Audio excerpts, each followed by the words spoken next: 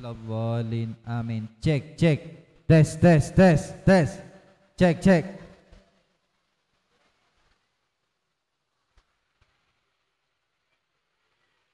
Bismillah walhamdulillah. Wassalatu wassalam ala Rasulillah Sayyidina wa nabiyyina Muhammad bin Abdillah wa ala alihi wa sahbihi wa man walah.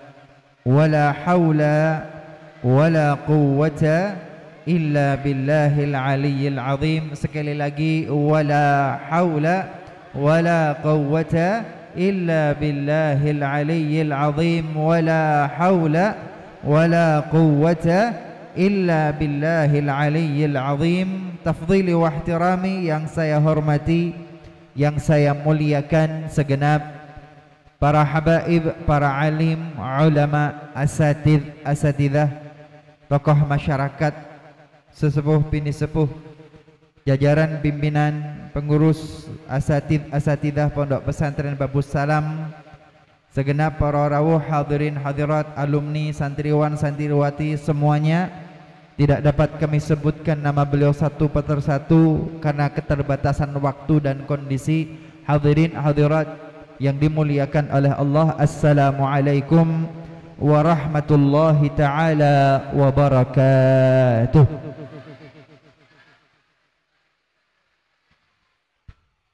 Pertemuan yang lalu kita membaca karya Al-Imamul Ghazali. Beliau membahas tentang adat, tradisi, kebiasaan umat manusia. Kebiasaan, tradisi, adat istiadat manusia tersebut, Al-Imamul Ghazali mencantumkan yang pertama yang berkaitan dengan makan, al-aklu. Al-aklu, makanan. Beliau menukil dari salafun salih, para ulama terdahulu, annal akla minad din. Sesungguhnya makan itu urusan agama. Innal akla minad din. Makan itu urusan agama. Dengan makan itu engkau dekat dengan Allah. Dengan makan itu kau dekat dengan Rasulullah. Dengan makan itu menghantarkanmu ke surga. Dengan makan itu ada fadilah pahala di situ. Innal akla minad din. Sesungguhnya makan itu urusan agama. Sallu ala Nabi Muhammad. Gara-gara makan itu juga, makan itu loh akan berefek dosa. Makan itu loh akan menjauhkanmu dari Allah. Makan itu loh bisa menjauhkanmu dari Rasulullah. Makan itu loh akan menyeretmu masuk neraka. Jadi jangan dikira bahwa yang namanya agama itu hanya urusan ibadah saja. Tapi bagi Al-Imamul Ghazali, yang bukan ibadah, yaitu adat, istiadat, kebiasaan, rutinitas manusia, termasuk diantaranya makan, bisa menjadi ibadah. Sallu ala Nabi Muhammad. Sallu ala Nabi Muhammad. Bagaimana para ulama memandang makan itu sebagai ibadah? Beliau, para ulama, para salafun salih, Al-Imamul Ghazali mengatakan,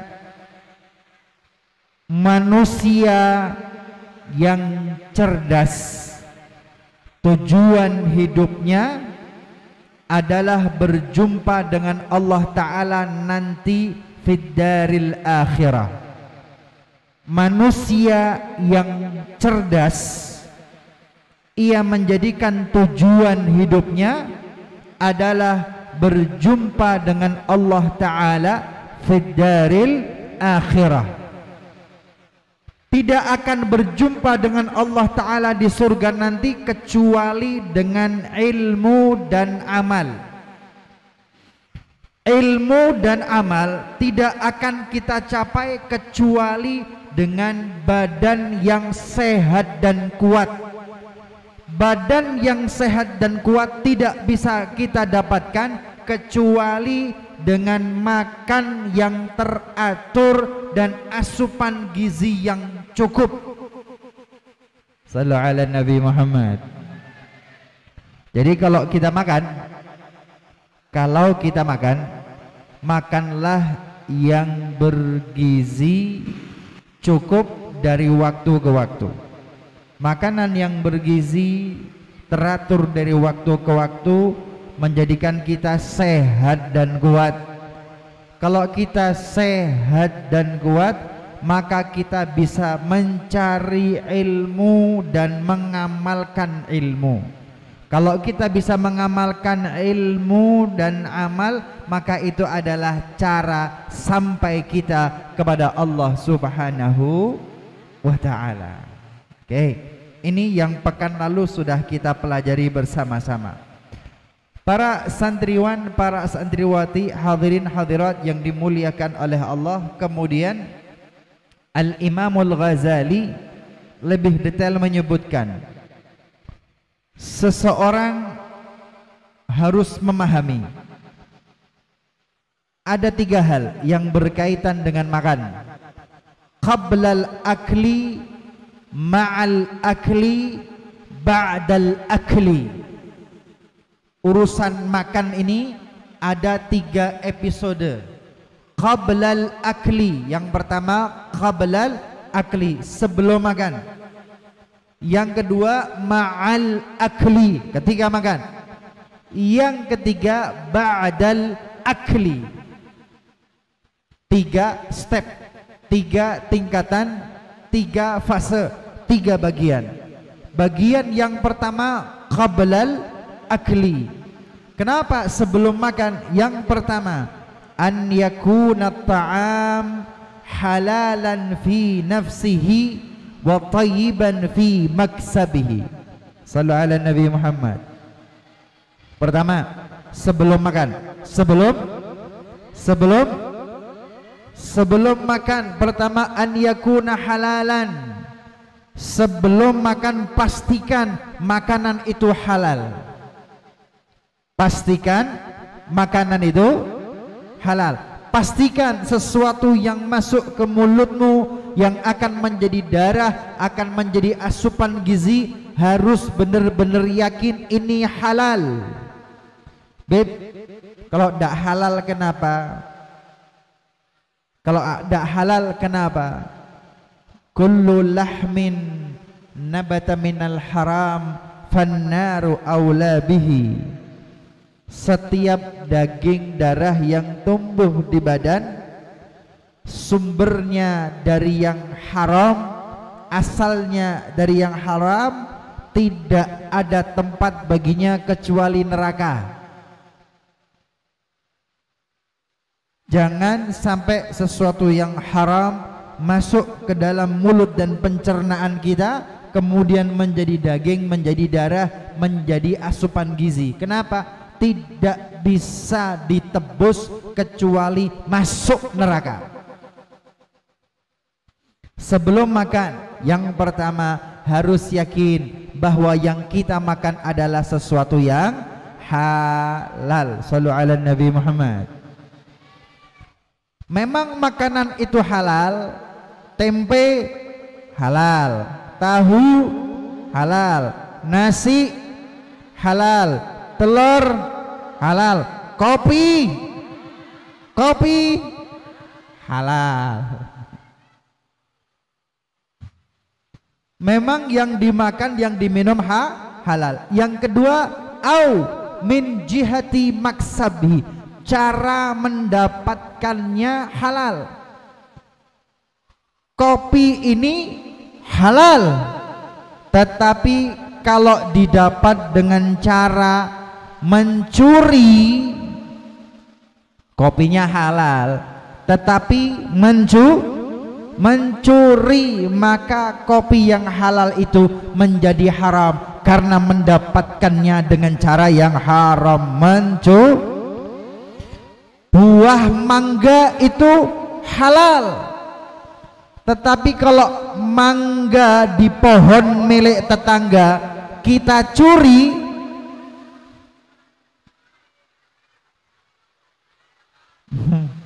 halal katanya. Mangga itu halal, tapi kalau mangga di pohon milik tetangga kita ambil, namanya mencuri, jadi haram. Hati-hati. Sallu ala Nabi Muhammad. Sallu ala Nabi Muhammad. Yang pertama, sebelum makan yakinkan dulu yang kita makan itu sesuatu yang halal dan cara mendapatkannya juga halal. Ini yang pertama. Sallu ala Nabi Muhammad. Sallu ala Nabi Muhammad. Yang kedua, sebelum makan, Al-Imamul Ghazali mengatakan ghaslul yad. Yang kedua, ghaslul cuci tangan. Cuci.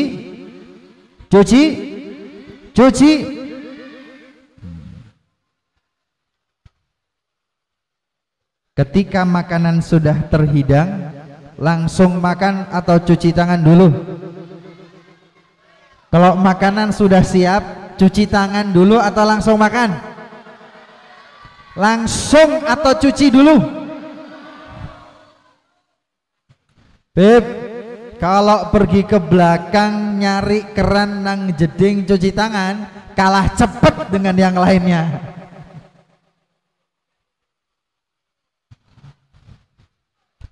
Adabul akli Al-Imam Al-Ghazali ghaslul yad. Wahai talabul ilm, wahai pemburu ilmu, wahai para santri, jangan lepaskan adab-adab seperti ini.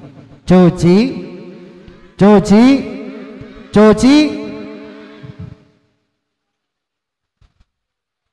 Qala an-nabiy sallallahu alaihi wasallam, al-wudu'u qabla at-ta'am yanfil faqra wa ba'dahu yunfil lamama. Kalau Al-Imam Al-Ghazali memerintahkan cuci tetapi kalau Rasulullah sallallahu alaihi wasallam bukan cuci tangan tetapi wudu. Kalau Rasulullah wudu beb tambah suwe. Tapi ada fadilahnya, tapi ada pahalanya. Apapun yang diperintahkan Rasulullah pasti ada fadilahnya, pasti ada faedahnya, pasti ada barakahnya. Rasulullah mengatakan al-wudu'u qabla ta'am, wudu sebelum makan, yanfil faqra, akan menjauhkanmu dari kefakiran. Wudu sebelum makan akan menjauhkan kefakiran, menjauhkan dari kefakiran. Ayo laksanakan, ayo lakukan, usahakan berwudu. Kenapa? Supaya Allah Ta'ala menjauhkan kita dari kefakiran. Al-wudu'u qabla ta'am yunfil faqra, wa fi riwayatin yanfil faqra qabla ta'ami wa ba'dahu. Rasulullah dalam riwayat lainnya mengatakan yanfil faqra, kefakiran itu akan dihilangkan, kefakiran itu akan dijauhkan. Bagaimana? Al-wudu'u qabla ta'am wa ba'dahu, dengan berwudu sebelum makan dan setelah makan. Insya Allah pelan-pelan sedikit-sedikit kita amalkan. Minimal cuci tangan lah, minimal cuci tangan. Tetapi lebih afdal wudhu sebelum makan dan wudhu setelah makan agar dijauhkan dari kefakiran. Sallu ala Nabi Muhammad. Yang ketiga an yudha'ut ta'am ala sufrah alal ardi. Kalau makan itu, maka letakkan makananmu di atas sufrah. Letakkan makananmu di atas sufrah. Sufrah itu ya alas untuk makan. Sufrah itu alas untuk makan. Letakkan makananmu di atas sufrah, di atas alal ard, di atas lantai atau di atas tanah. Artinya yang dilakukan Rasulullah adalah makan di atas sufrah, di atas tanah, tidak di atas meja, tidak di atas meja. Al-Imamul Ghazali rahimahullah ta'ala, beliau meriwayatkan Anas, riwayat dari Anas bin Malik rahimahullah ta'ala, ma akala Rasulullah ala khiwanin. Rasulullah itu tidak pernah makan di atas meja makan. Tidak pernah Rasulullah meletakkan makannya di meja makan. Beb, apakah kalau pakai meja makan haram? Tidak. Kalau duduk di atas kursi, kemudian makanan di atas meja makan, silahkan, boleh-boleh saja. Tapi Rasulullah tidak pernah melakukan hal itu. Qila, kemudian ada tabi'in mengatakan, fa'ala madza kuntum ta'kulun. Wahai Anas bin Malik, kalian para sahabat ketika zaman Rasulullah, kalau makannya tidak dengan meja makan, bagaimana makannya? Qala, Anas mengatakan, alas sufrah, alas sufrah. Kami makan dengan meletakkan makanan di atas sufrah. Sufrah adalah ya alas untuk makan. Apa namanya?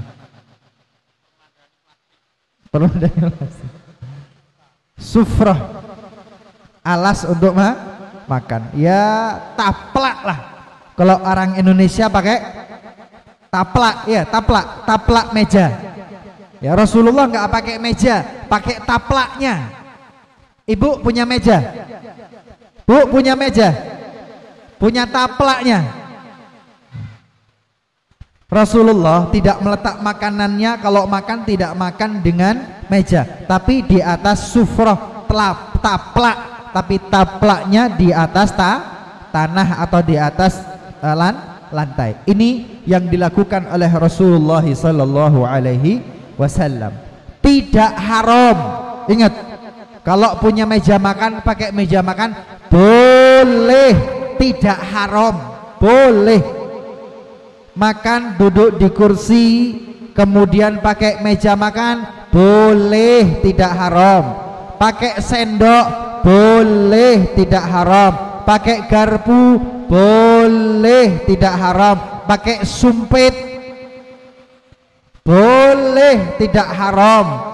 Tetapi Rasulullah tidak pernah pakai itu semua. Rasulullah tidak pakai meja, Rasulullah tidak pakai sendok, Rasulullah tidak pakai garpu, Rasulullah tidak pakai sumpit, tetapi pakai tangan. Kalau kita pakai meja boleh, pakai sendok boleh, pakai garpu boleh, pakai sumpit boleh, tapi yang afdal seperti Rasulullah sallallahu alaihi wasallam. Hadirin hadirat, ini beberapa hal sebelum makan, qablal akli. Sebelum makan, satu, yakin makanannya harus halal, cara dapatnya harus halal. Kedua, cuci tangan minimal, kalau bisa berwudu lebih afdal. Ketiga, makanannya diletakkan di atas sufrah, di atas lantai. Ini yang dilakukan oleh Rasulullah sallallahu alaihi wasallam. Semoga yang singkat ini dijadikan ilmu yang manfaat, ilmu yang dibarengi dengan amal, ilmu yang dibarengi dengan amal. Amin Allahumma amin. Kurang lebihnya mohon maaf. Wal afu minkum. Wassalamualaikum warahmatullahi wabarakatuh.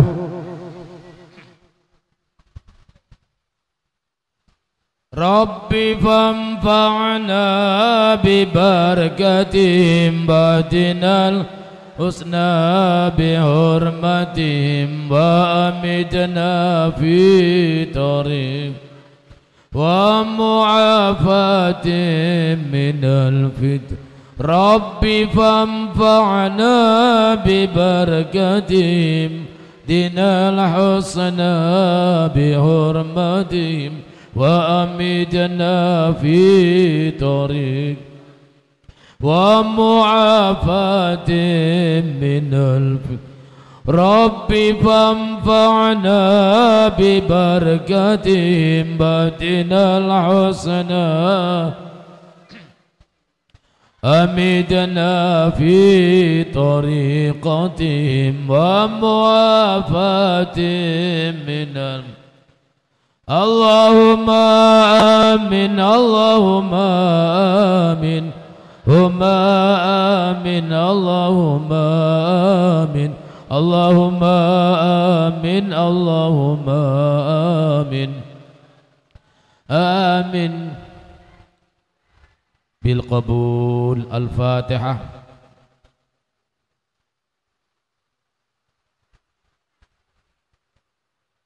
Yang santri putri gantian pakai payung biar tidak gebleh. Jadi dua-dua nanti ngambil lagi, dua-dua ngambil lagi gitu ya. Allahumma shalli ala Muhammad wa ala ali sayyidina wa maulana Muhammadin.